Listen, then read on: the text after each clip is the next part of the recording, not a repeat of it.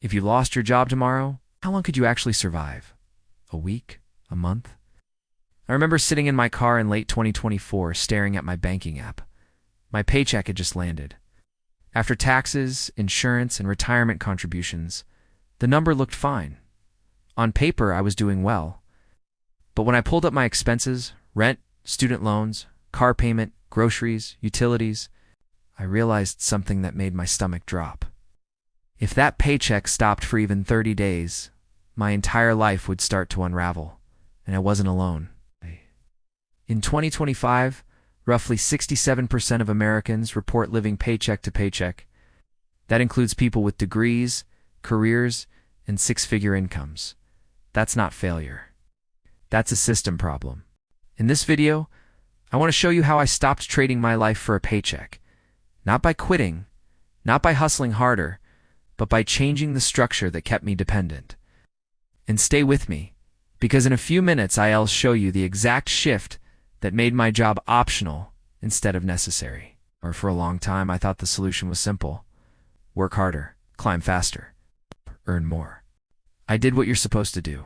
I stayed late. I said yes to more responsibility. I chased promotions. Technically, it worked.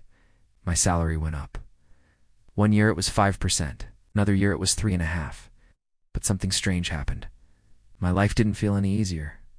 Rent went up. Groceries cost more. Insurance premiums quietly increased. Subscriptions I didn't even remember signing up for kept renewing. Every raise was absorbed before it ever reached me. I wasn't getting ahead. I was just running faster to stay in the same place. And that's when it hit me. I wasn't failing. I was fragile. I looked successful, but my entire life depended on one thing: continuing without interruption. Here's the part most people don't want to admit. When your paycheck stops, everything stops. Your housing, your healthcare, your ability to breathe without panic. That's not stability. That's dependence. And in 2025, that dependence is more common than ever. Wages have gone up slightly over the past year, but after inflation, most people's real buying power has barely moved. So even though we're told the economy is fine, millions of people feel like they're trading their best years just to keep up. This isn't about being bad with money. It's about being locked into a structure where income only flows if you keep showing up. You aren't broke, you're dependent. And dependency is what turns a paycheck into a leash. Most people think there are only two ways out. You either keep your job and accept the grind, or you quit, take a massive risk, and hope it works. That false choice keeps people stuck. Because quitting without a structure is reckless. Staying without a plan is a slow burn. What I learned is this: you don't have to quit your job to stop trading your life for a paycheck. But you do have to stop organizing your entire life around one source of income. The problem isn't work. The problem is total dependence on work. At first, I asked the wrong question. How do I make more money? That question keeps you inside the trap. Because higher income doesn't automatically reduce dependence. If your expenses rise with your income, you're still stuck. If your debt requires constant payments, you're still stuck. Nothing makes money without your presence, you're still stuck.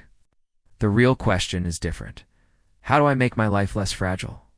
That's when everything changed. And it led me to 4 structural shifts that stopped my life from being tied to a paycheck. The first shift was stabilizing my financial floor. This is where most advice goes wrong. People hear stabilize and think budget harder. That's not what I mean. I don't mean cutting coffee or tracking every dollar.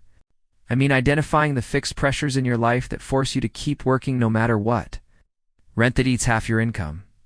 Debt payments that don't create anything. Obligations that grow quietly in the background.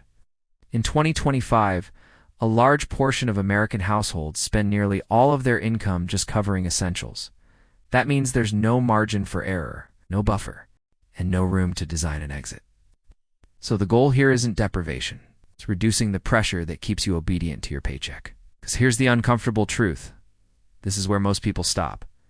They stabilize just enough to feel comfortable, and then stay trapped forever. Stabilization is not freedom. It's just the ground you build on. The second shift was decoupling my identity from my job. For years, when people asked, "What do you do?" my answer was my job title. That sounds harmless, but it's dangerous. Because when your identity is your job, losing the job feels like losing yourself. You tolerate things you shouldn't. You avoid risk. You stay quiet when you shouldn't. I had to ask myself a harder question. Who am I without my employer? What do I actually know how to build? What problems can I solve? What value exists independent of a payroll system? That shift didn't change my income overnight, but it changed how I made decisions. And once your identity isn't tied to your paycheck, your fear starts to loosen. The third shift was the most important. I stopped building income that required my time. Most people think side hustles are the answer. They're not. A side hustle is just another job if it needs you to be present. More hours doesn't equal more freedom. It just means you're selling more of your life.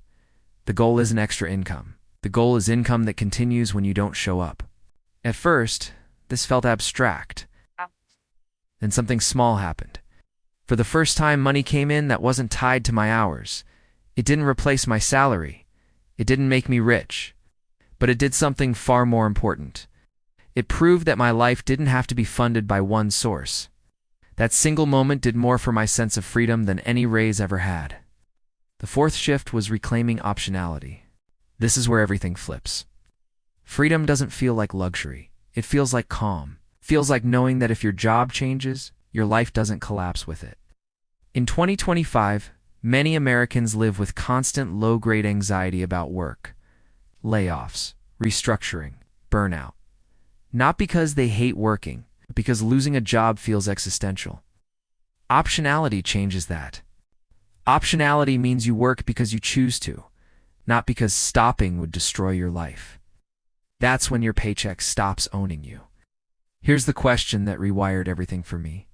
Is this path making me more dependent or more free? If it increases dependence, it doesn't matter how prestigious it looks. It's still a trap. If you're watching this and thinking, I don't have time for this, I understand. I built this while working full-time. I didn't start with extra money.